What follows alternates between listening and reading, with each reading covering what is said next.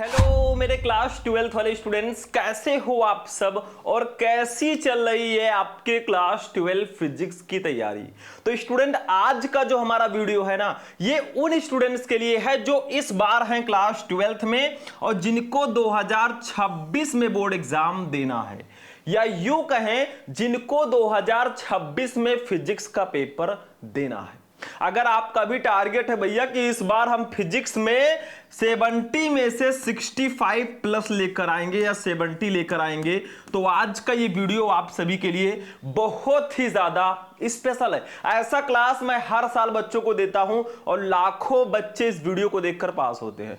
तो आज हम आपके लिए लेकर आए हैं क्लास 12 फिजिक्स, यानी कि हिंदी में बोले तो भौतिक विज्ञान का एक वायरल मॉडल पेपर। ऐसे ही 2026 में आपके फिजिक्स का पेपर आएगा मेरे भाई। तो अगर आप 2026 बोर्ड एग्जाम की तैयारी कर रहे हैं ना, तो आपको यह पेपर ध्यान से देख लेना चाहिए, क्योंकि इस पेपर में मैं आपको बताऊंगा कि कैसा आपका फिजिक्स का पेपर आएगा, कौन से क्वेश्चन कितने नंबर के रहेंगे, पूरे 70 नंबर के क्वेश्चन पेपर का पैटर्न क्या होगा, विद सॉल्यूशन मैं आपको बताने वाला हूं। तो चलिए भैया शुरू करते हैं। यहां पे जब आपको पेपर मिलेगा ना, यहां पे रोल नंबर लिख देना, यहां पे नाम लिख देना। पेपर की मैं बात कर रहा हूं, कॉपी में आपको नाम नहीं लिखना होता, रोल नंबर लिखना होता है, ठीक है। फिर यहां पे पेपर कोड रहेगा, जैसे दिया गया 346 DS, कुछ और भी हो सकता है। 2026 भौतिक विज्ञान, पूर्णांक आपका 70 नंबर का रहेगा। पूरे 70 नंबर के पेपर को आज हम सॉल्व करेंगे। समय 3 घंटे 15 मिनट आपको टोटल दिए जाएंगे। तो ये तो कुछ बेसिक जानकारी थी। अब चलिए भैया हम पेपर को सॉल्व करते हैं। अगर आप चाहते हैं कि ऐसे ही मैं सारे सब्जेक्ट का पेपर लेकर आऊं विद सॉल्यूशन, तो बस वीडियो को लाइक करना और चैनल को सब्सक्राइब कर लेना और वीडियो को अपने दोस्तों के साथ भी शेयर कर देना। चलिए भैया, तो सबसे पहले जब हम पेपर देखते हैं ना, तो हमें कुछ निर्देश दिए जाते हैं या नोट दिए जाते हैं, जो आपको यहां पे दिया गया है। देखो नोट क्या है, प्रारंभ के 15 मिनट परीक्षार्थियों को प्रश्न पत्र पढ़ने के लिए निर्धारित है। यानी कि स्टार्टिंग के जो 15 मिनट है ना, 3 घंटे 15 मिनट में से वो 15 मिनट आपको क्वेश्चन पेपर को पढ़ने के लिए दिया जाता है। उसके बाद में देखो यहां पे कई खंड होते हैं। आपका जो क्वेश्चन पेपर है ना, वो खंड या तक होता है। देखो इस प्रश्न पत्र में 5 खंड हैं। आपका फिजिक्स का पेपर 5 खंड में होगा। सोचो, हिंदी में 2 खंड होता है, फिजिक्स में 5 खंड। देखो खंड आ, खंड बा, खंड सा, खंड दा और खंड या। देखो खंड आ जो है बहुविकल्पीय प्रश्न है तथा प्रत्येक प्रश्न 1 अंक का होगा। मतलब खंड आ में आपको बहुविकल्पीय प्रश्न दिए जाएंगे, हर एक क्वेश्चन 1 नंबर का। खंड बा में अति लघु उत्तरीय प्रश्न है तथा प्रत्येक प्रश्न 1 अंक का है। खंड बा में आपको अति लघु उत्तरीय प्रश्न दिया जाएगा और हर एक क्वेश्चन 1 नंबर का होगा। खंड सा में लघु उत्तरीय प्रश्न है और प्रत्येक प्रश्न 2 अंक का है। मतलब खंड सा जो है ना, ये लघु उत्तरीय प्रश्न 2 नंबर वाला होगा, यानी कि लघु उत्तरीय प्रश्न फर्स्ट। खंड दा जो है लघु उत्तरीय प्रश्न सेकंड होगा, जो कि प्रत्येक प्रश्न 3 नंबर का होगा। और खंड या जो है लास्ट खंड, ये विस्तृत उत्तरीय प्रश्न है तथा प्रत्येक प्रश्न 5 अंक का होगा। और इस खंड में सभी प्रश्नों में आंतरिक विकल्प का चयन भी प्रदान किया जाएगा। मतलब आपको 2 क्वेश्चन दिए जाएंगे, एक ही करना होगा, हर एक क्वेश्चन में आपको ऑप्शन मिलेगा। तो इतना सारा तो आपको निर्देश दिया जाएगा। अब चलिए पेपर को देखते हैं भैया। सबसे पहले हम देखते हैं खंड आ को। देखो यहां पे हमारा खंड आ आता है और खंड आ की अगर बात करें तो ये बहुविकल्पीय प्रश्न होगा। टोटल कितने क्वेश्चन हो गए आप खुद ही देख लो, का, खा, गा, घा, अंगा और चा। 6 क्वेश्चन रहेंगे, आपको 6 नंबर इसके लिए मिलेगा। तो देखो भैया ध्यान से समझना, मैं विथ आंसर आपको बताने वाला हूं। जब तक है हम भाई नो टेंशन। देखो इस प्रश्न पत्र के प्रत्येक खंड में 4 विकल्प दिए गए हैं। सही विकल्प चुनकर उसे अपनी उत्तर पुस्तिका में लिखना है। जैसे देखो क्या है, बहुत ध्यान से समझो। विद्युत फ्लक्स का मात्रक क्या होता है? What is the unit of electric flux? देखो भैया विद्युत फ्लक्स मैंने आपको ऑलरेडी बता रखा है, आपके फर्स्ट चैप्टर वैद्युत आवेश तथा क्षेत्र में ये टॉपिक है, बिल्कुल मिस मत करना। तो इसका मात्रक क्या होता है? न्यूटन प्रति कूलाम। ये तो विद्युत क्षेत्र की तीव्रता का मात्रक है, ठीक है। वोल्ट मीटर, वोल्ट प्रति मीटर या न्यूटन मीटर प्रति कूलाम। तो इसका राइट आंसर होगा सेकंड, वोल्ट मीटर। देखो विद्युत फ्लक्स का जो मात्रक होता है ना, ये वोल्ट मीटर होता है।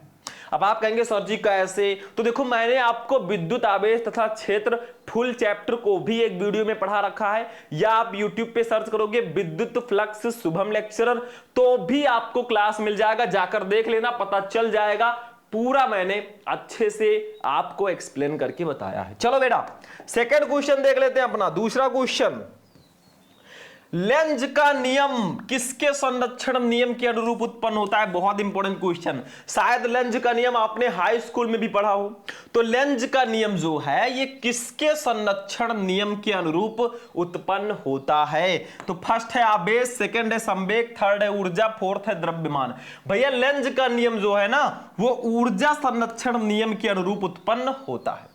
लेंज का नियम ऊर्जा संरक्षण के नियम के अनुरूप उत्पन्न होता है। तो आपका तीसरा ऑप्शन बिल्कुल करेक्ट होगा। चलिए भैया गा वाला क्वेश्चन देख लो, ये तरंग प्रकाश की चैप्टर का शायद क्वेश्चन है।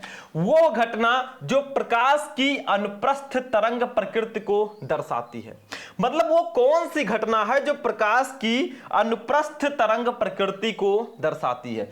फर्स्ट है व्यतिकरण, सेकंड है विवर्तन, थर्ड है ध्रुवण और फोर्थ है अपवर्तन। अब इसका आंसर मैं सोच रहा था कि आप लोग कमेंट बॉक्स में दें, क्योंकि मैं आपको क्वेश्चंस बता रहा हूं। अब आपको भी एक क्वेश्चन बनता है कि इसका आंसर दे। बहुत इजी है, अगर आप लोग ढूंढोगे तो तरंग प्रकाश की चैप्टर का ये क्वेश्चन है, आपके चैप्टर नंबर 10 का। आप लोग इसका आंसर मुझे कमेंट बॉक्स में दे देना मेरे भाई, या मैं आगे आगे बता दूंगा इसको, बट आज आपको देना है। घ वाला क्वेश्चन देखो, ये हमारे दूसरे चैप्टर स्थिर वैद्युत विभव तथा धारिता चैप्टर का क्वेश्चन है, और एक न्यूमेरिकल टाइप का है जो कि भैया 1 नंबर में आ गया। देखो 100 माइक्रोफैरड धारिता वाले संधारित्र को 10 वोल्ट तक आवेशित करने पर उसमें संचित ऊर्जा कितनी होगी? मतलब हमें धारिता दी गई है 100 माइक्रोफैरड, C = 100 माइक्रोफैरड, ठीक है। देखो मैं थोड़ा सा सॉल्व करा देता हूं। ऑप्शन तो मैं आपको अभी बता दूं कि भैया आपका जो ऑप्शन है ये फर्स्ट वाला सही है, ऐसे मैं बता सकता हूं कि घा का फर्स्ट वाला सही है, लेकिन कैसे सही है वो मैं बता दूं, ठीक है। तो देखो यहां पे मैं इसको सॉल्व करा देता हूं। देखो C = हमें दिया गया 100 माइक्रोफैरड। अब माइक्रोफैरड को पहले फैरड में बदलो भैया, तो माइक्रोफैरड है अगर तो इसको फैरड में बदलेंगे तो ये हो जाएगा 100 × 10⁻⁻6 फैरड हो गया, ठीक है। विभव हमें दिया गया V = दिया गया है 10 वोल्ट, ठीक है। एक फार्मूला होता है आपका U = 1/2 CV², ठीक है। U = हमारा हो जाएगा 1/2 गुणे C के जगह पर 100 × 10⁻⁻6 रख देंगे, और V² है मतलब V की वैल्यू है 10, 10 का स्क्वायर है तो इसको लिख सकते हैं 10 × 10, ठीक है। स्क्वायर का मतलब 2 होता है। इसको कट करो, 2 1 2 2 5 10, ठीक है। इस साइड में मैं बता देता हूं थोड़ा सा। देखो अब क्या होगा, यहां पे ध्यान से समझ लो, कुछ है नहीं इसमें। ये हो जाएगा 5 इस 5 को ले लीजिए, ये 100 का गुणा हो जाएगा 10 से, तो ये 1000 हो जाएगा, ठीक है। और गुणे 10⁻⁻6 आपका ऑलरेडी है, ठीक है। अब ये हो जाएगा 5 × 1000 को लिख सकते हैं 10⁻3 गुणे 10⁻6। अब भैया ये हो जाएगा 5 × 10⁻3 है, ये -6 है भैया, तो 6 में से 3 जाएगा तो 10⁻3 बचेगा, ये जूल हो जाएगा, और यही हमारा हो जाएगा भैया आंसर। तो फर्स्ट वाला आंसर सही है भैया। फार्मूला याद रखिए U = 1/2 CV²। इसी फार्मूले पर आप रख देंगे, आपका ये न्यूमेरिकल सॉल्व हो जाएगा। आज ये ऑब्जेक्टिव में दिया गया है, कल हो सकता है कि यही आपका 1 नंबर में दे दिया जाए अति लघुत्तरीय में, तो क्या करोगे? तो लिख देना। चलो अगला नंबर क्वेश्चन देख लो मेरे भाई। फोटान का विराम द्रव्यमान कितना होता है? फोटान का विराम द्रव्यमान E/c² H/c या H/λ या फिर 0। भैया फोटान का जो विराम द्रव्यमान होता है वो 0 होता है। आपका चौथा ऑप्शन बिल्कुल सही होगा। तो बहुत सिंपल सा है। चलो भैया अपना लास्ट ऑब्जेक्टिव देखते हैं। 6वां क्वेश्चन, 1-1 नंबर के सब हैं। देखो साइड में दिया गया, देखो अर्धचालक में वैद्युत चालन किसके द्वारा होता है? अर्धचालकों में वैद्युत चालन किसके द्वारा होता है? हमारे फिजिक्स के लास्ट चैप्टर का ये क्वेश्चन है। तो फर्स्ट है कोटरों के द्वारा, ठीक है। सेकंड है इलेक्ट्रॉनों से, थर्ड है कोटरों तथा इलेक्ट्रॉनों से, फोर्थ है ना कोटरों से ना इलेक्ट्रॉनों से। तो भैया अर्धचालक में वैद्युत चालन ना तो कोटर से होता है ना ही इलेक्ट्रॉन से होता है। तो आपका चौथा ऑप्शन बिल्कुल बिल्कुल एब्सोल्युटली राइट होगा। तो खंड आ जो है हमारा हो चुका है। 6 बहुविकल्पीय प्रश्न थे एक एक नंबर के, आपको 6 नंबर इसके लिए प्रदान किया जाएगा भैया, दिया जाएगा। ठीक है, चलो हो गया, बहुविकल्पीय हो गया। चलो अतल उत्तरीय प्रश्नों को देख लेते हैं मेरे भाई। अब एक एक नंबर के अतल उत्तरीय प्रश्न होंगे। ठीक है, खंड बा में आपके एक एक नंबर के अतल उत्तरीय प्रश्न होंगे। कितने क्वेश्चन होंगे? सेम 6 क्वेश्चन यहां पे भी होंगे। एक एक नंबर के 6 नंबर आपको मिलेगा। इसका मतलब यह है कि बहुविकल्पीय और अतिलघुत्तरीय मिलकर टोटल 12 नंबर के आएंगे। बाकी की जो नंबरिंग है ना वो लघु उत्तरीय और विस्तृत उत्तरीय प्रश्नों के होंगे। तो इससे यह पता चलता है भैया कि विस्तृत उत्तरीय प्रश्नों और लघु उत्तरीय प्रश्नों पर सबसे ज्यादा ध्यान आपको देना है, ये ध्यान रखना। चलो दूसरे का क्या है, चुंबकीय फ्लक्स से आप क्या समझते हैं? भैया एक नंबर का क्वेश्चन है तो हमें सिर्फ डेफिनेशन दे देना है, बहुत डीप मत जाना। एक नंबर के लिए बहुत बड़ा लिखोगे तो बाकी के क्वेश्चन लघु उत्तरीय छूट सकते हैं। तो चुंबकीय फ्लक्स क्या होता है? मैंने बताया था, एक समान चुंबकीय क्षेत्र में स्थित किसी पृष्ठ से अभिलंबोत गुजरने वाली चुंबकीय बल रेखाओं की संख्या को ही चुंबकीय फ्लक्स कहते हैं। जैसे वैद्युत बल रेखाओं की संख्या को वैद्युत फ्लक्स कहते थे, वैसे चुंबकीय बल रेखाओं की संख्या को चुंबकीय फ्लक्स कहेंगे। ठीक है, समझ में आ गया। मैंने बताया था फाई इक्वल टू कुछ ऐसे BA cos थीटा। ठीक है, कुछ ऐसे फॉर्मूला बताया था, आगे आगे मैं बताऊंगा। चलो खा वाला क्वेश्चन देख लो। इलेक्ट्रॉनों के श्रांतिकाल पर तापक्रम के प्रभाव की व्याख्या कीजिए। मतलब जो इलेक्ट्रॉन का श्रांतिकाल होता है ना, उस पे टेम्परेचर का क्या प्रभाव होता है? तो भैया ताप बढ़ने पर, अगर ताप बढ़ेगा तो श्रांतिकाल कम हो जाएगा। मतलब इलेक्ट्रॉनों के श्रांतिकाल पर तापक्रम के प्रभाव की व्याख्या करनी थी। तो ताप बढ़ने पर इलेक्ट्रॉनों का श्रांतिकाल कम हो जाता है भैया। एक नंबर यहां पे भी कंप्लीट। गा वाला देख लो, डी ब्रॉगली तरंगदैर्घ्य का सूत्र लिखिए। डी ब्रॉगली तरंगदैर्घ्य का सूत्र मैंने बताया था lambda equal to H upon MB, H upon MB, या इसी को हम लिख सकते हैं lambda equal to H upon P. H upon P क्यों लिख सकते हैं भैया? क्योंकि पी इक्वल टू एमबी होता है। तो ये दोनों फार्मूला हमारा डी ब्रॉगली तरंगदैर्घ्य का है। अब आप कहेंगे फर्जी लैम्डा क्या है? तो डी ब्रॉगली तरंगदैर्घ्य है। एच क्या है? ये प्लांक नियतांक है, जिसको इंग्लिश में प्लैंक कांस्टेंट बोलते हैं। ठीक है, एम क्या है? ये कण का द्रव्यमान है। वी क्या है? ये कण का वेग है। अब चूंकि P इक्वल टू एमबी होता है, P है संवेग। ठीक है, तो आप ये फॉर्मूला लिख सकते हैं डी ब्रॉगली तरंगदैर्घ्य का। चलो मेरे भाई चलते हैं अपने नेक्स्ट वाले क्वेश्चन पे। घा वाला क्वेश्चन देख लो, दूसरे चैप्टर का क्वेश्चन है। संधारित्र की धारिता की परिभाषा लिखिए भैया। तो बहुत सिंपल सा तो है, किसी संधारित्र की धारिता उसकी एक प्लेट को दिए गए आवेश तथा दोनों प्लेटों के बीच उत्पन्न विभवांतर के अनुपात के बराबर होती है। मतलब संधारित्र की धारिता जो है किसी एक प्लेट को दिए गए आवेश तथा दोनों प्लेटों के बीच उत्पन्न विभवांतर के अनुपात के बराबर होती है। यानी कि धारिता जो C होती है वो किसी एक प्लेट को दिए गए आवेश Q तथा V, ठीक है, तथा उसके विभवांतर के अनुपात के बराबर होती है। तो C equal to Q upon B या Q इक्वल टू CV भी लिख सकते हैं। यहां पे C है धारिता, Q है आवेश, V है विभव। ठीक है, तो किसी संधारित्र की धारिता उसकी एक प्लेट को दिए गए आवेश Q तथा दोनों प्लेटों के बीच उत्पन्न विभवांतर B के अनुपात के बराबर होती है। ठीक है, तो C equal to Q upon B इसका फॉर्मूला हो जाएगा। अब आप कहेंगे फर्जी मात्रक बता देते तो और मजा आ जाता। भैया मात्रक तो सिंपल सा है, देखो Q है आवेश, आवेश का मात्रक होता है कूलाम, V है विभव, विभव का मात्रक होता है वोल्ट, तो कूलाम प्रति वोल्ट ही तो इसका मात्रक होगा। या धारिता का मात्रक होता है फैरड भैया, इसको तो आप भूल ही नहीं सकते। ठीक है, फैरड, तो ये तो आपको भूलना बिल्कुल भी नहीं है। ठीक है, तो यही तो होता है, यही है आपका धारिता। चलो भैया अंगा नंबर क्वेश्चन को देख लो। उस भौतिक सिद्धांत का नाम लिखिए जिस पर प्रकाशिक तंतु का कार्य सिद्धांत आधारित है। उस भौतिक सिद्धांत का नाम लिखना है जिस पर ऑप्टिकल फाइबर यानी कि प्रकाशिक तंतु का कार्य सिद्धांत आधारित है। ये हमारे किरण प्रकाशिकी यानी कि चैप्टर 9 का बहुत स्पेशल क्वेश्चन है। तो भैया उस भौतिक सिद्धांत का नाम है पूर्ण आंतरिक परावर्तन, जिस पर प्रकाशिक तंतु का कार्य सिद्धांत आधारित है।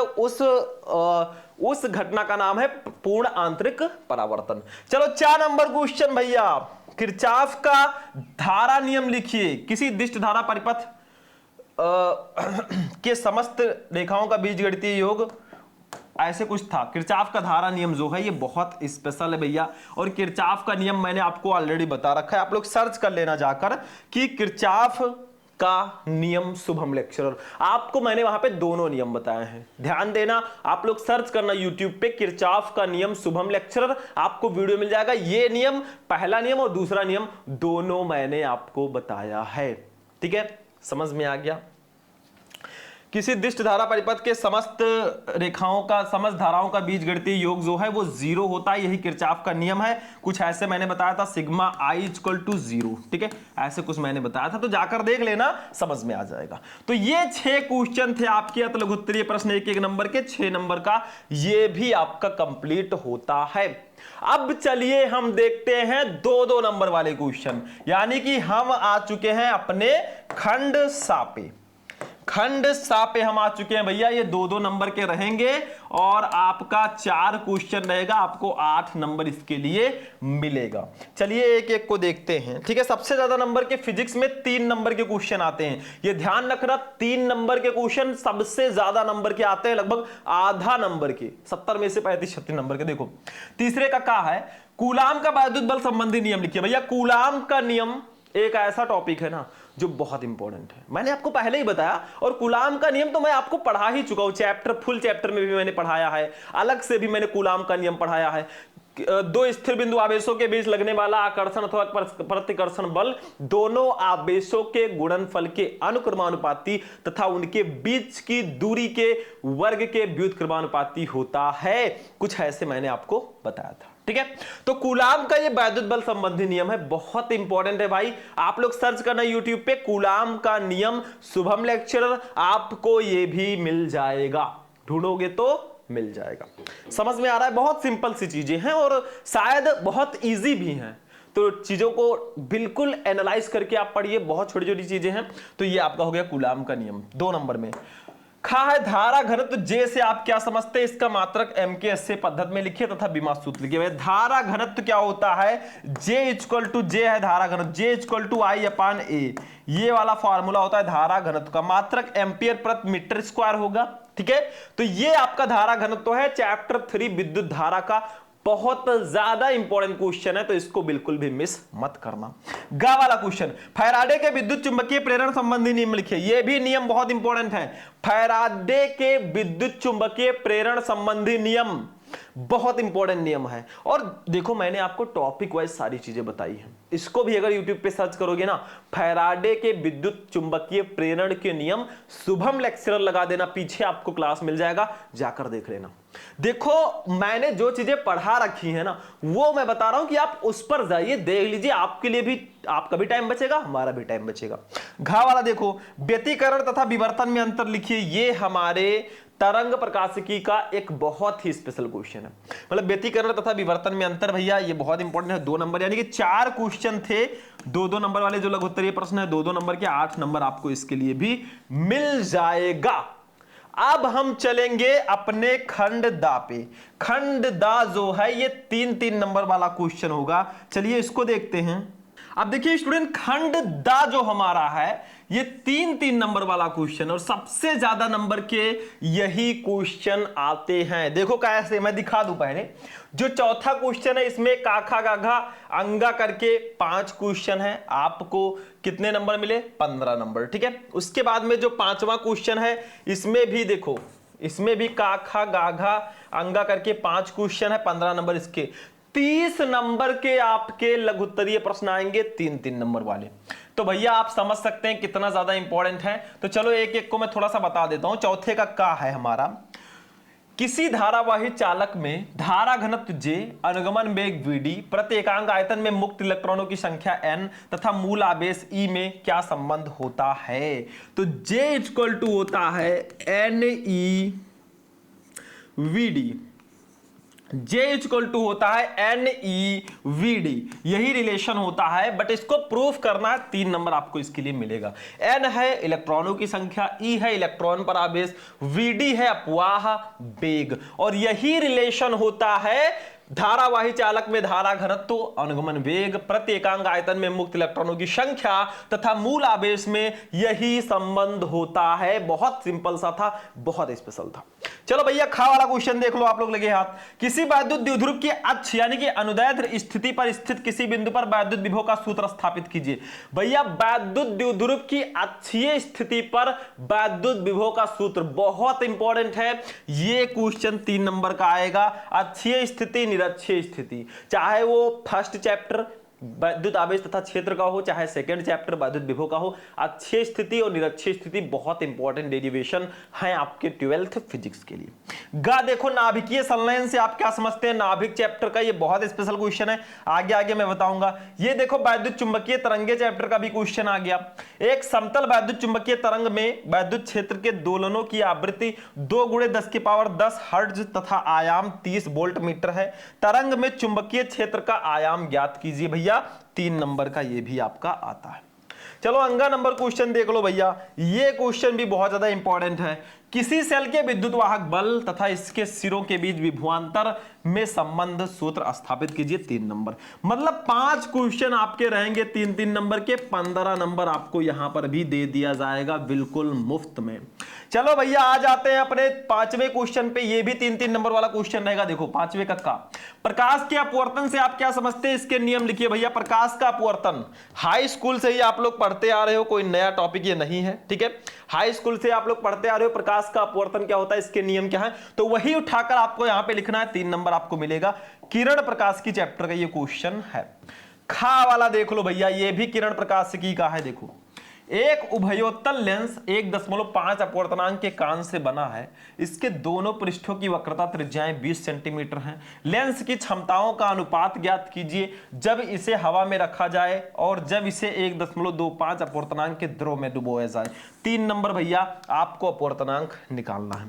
गा वाला क्वेश्चन देख लो, प्रकाश वैद्युत प्रभाव के नियम लिखिए अथवा कार्य फलन तथा देहली आवृत्ति की व्याख्या कीजिए। मतलब आपको यहां पे एक ऑप्शन मिल गया है, प्रकाश वैद्युत प्रभाव के, या तो आप नियम लिख दीजिए। मैंने बताया था कि जब उचित आवृत्ति का कोई प्रकाश किसी धातु की सतह पर गिरता है तो उससे इलेक्ट्रॉन उत्सर्जित होने लगते हैं। इन इलेक्ट्रॉनों को प्रकाश इलेक्ट्रॉन तथा इस घटना को प्रकाश विद्युत उत्सर्जन या प्रकाश विद्युत प्रभाव बोलते हैं। तो आपको प्रकाश वैद्युत प्रभाव के नियम लिखना है, नहीं पता तो अथवा लगा रहेगा। कार्य फलन तथा देहली आवृत्ति की व्याख्या करनी है। कार्य फलन क्या होता है, देहली आवृत्ति क्या होती है। बहुत सिंपल सा है, आगे आगे मैं बताऊंगा। घा वाला क्वेश्चन देख लो, हाइड्रोजन परमाणु के लिए बोर की परिकल्पनाएं लिखिए। भैया परमाणु चैप्टर का बहुत इंपॉर्टेंट क्वेश्चन है। हाइड्रोजन परमाणु के लिए बोर की परिकल्पनाएं क्या हैं, यह भी क्वेश्चन बहुत स्पेशल है, तो इसको भी कर लेना। अंगा नंबर, प्रकाश के व्यतिकरण से क्या तात्पर्य है, इसके लिए आवश्यक प्रबंध क्या है भैया, तो प्रकाश के व्यतिकरण तरंग प्रकाश की चैप्टर का क्वेश्चन है, बहुत इंपॉर्टेंट है। मतलब प्रकाश का व्यतिकरण क्या होता है, व्यतिकरण कितने प्रकार का होता है, ये आपको आना चाहिए। इसके लिए आवश्यक शर्त क्या है ये भी पता होना चाहिए, ठीक है, बहुत स्पेशल है। तो ये आपके हो गए 5 क्वेश्चन 3-3 नंबर के, और 15 नंबर आपको यहां पे भी दे दिए जाएंगे भैया बिल्कुल मुफ्त में। चलो अब आ जाते हैं अपने लास्ट खंड पे, खंड या पे। तो देखो थोड़ा सा मैं अगर जोड़ लूं अब तक का बायोडाटा, तो 6 नंबर के बहुविकल्पीय प्रश्न, 6 नंबर के लघु उत्तरीय प्रश्न, और 8 नंबर के शायद आपके थे लघु उत्तरीय प्रश्न 2-2 नंबर वाले, और 30 नंबर के आपके लघु उत्तरीय प्रश्न हैं 3-3 नंबर वाले। कितना नंबर हुआ टोटल, 6, 6, 12, 8, 20 और 30, 50 नंबर हो गया। यानी कि 20 नंबर के आपके विस्तृत उत्तरीय प्रश्न आएंगे, उसको भी देख लेते हैं खंड या को, ठीक है।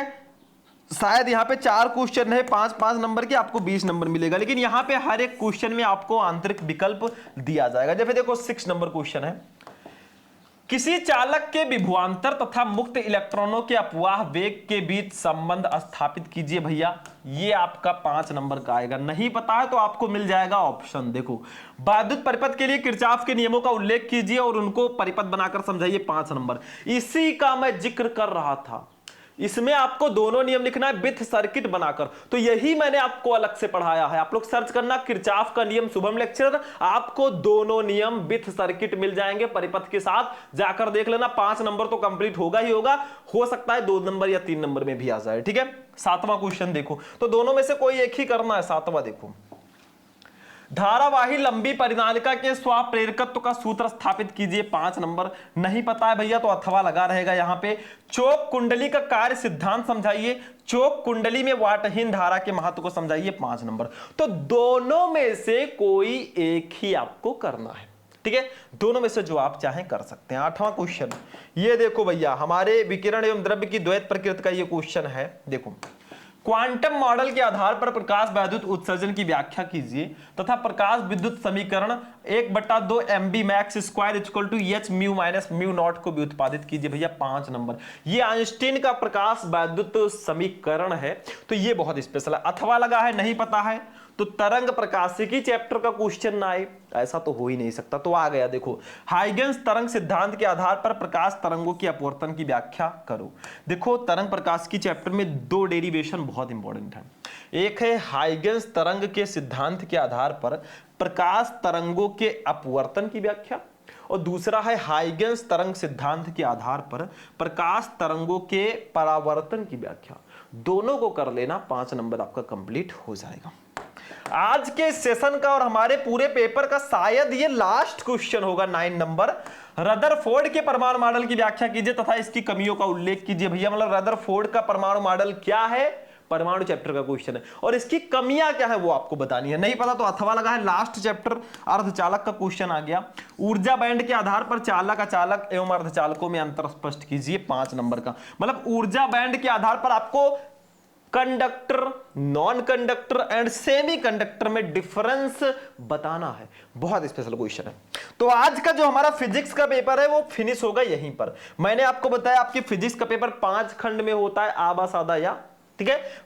6 नंबर का बहुविकल्पीय प्रश्न, 6 नंबर का लघु उत्तरीय प्रश्न, 12 नंबर के आपके लघु उत्तरीय प्रश्न होंगे कौन से, 2 नंबर, सॉरी 8 नंबर के आपके लघु उत्तरीय प्रश्न होंगे 2 नंबर वाले, और 30 नंबर के आपके लघु उत्तरीय प्रश्न होंगे 3 नंबर वाले। यानी कि टोटल 38 नंबर के आपके लघु उत्तरीय प्रश्न होंगे और 20 नंबर के आपके विस्तृत उत्तरीय प्रश्न होंगे। तो 38, 6 44, 6 50 और 20 70 नंबर का ये हो गया है।